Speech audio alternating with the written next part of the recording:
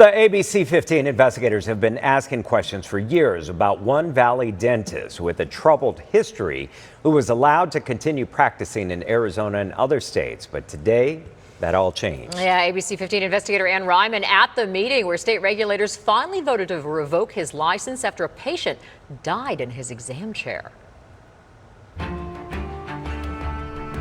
This is Dr. Thomas Endicott outside a Utah dental office last year. He lost his dental license there earlier this year. Today, the Arizona Dental Board reviewing whether to revoke his Arizona license. Now would be the time for the licensee's argument. So we'll ask again, Dr. Endicott, are you online? No response by the licensee. The board opened an investigation into Endicott after concerns he failed to consult with the patient's cardiologist before dental surgery, failed to give the patient oxygen, and failed to immediately call 911.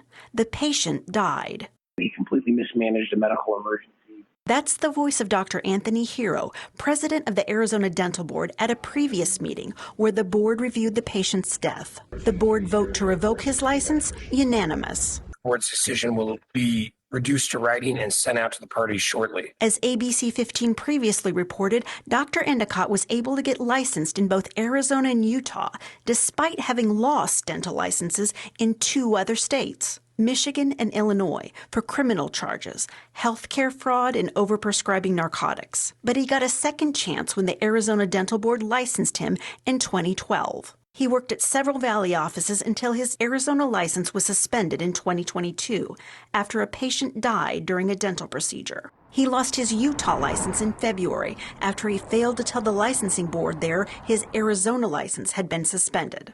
Dr. Endicott did not attend today's meeting. I reached out to him to see if he plans to appeal the board's decision, but have not heard back. We'll continue to follow this to see if he files an appeal. I'm investigator Ann Ryman, ABC 15, Arizona.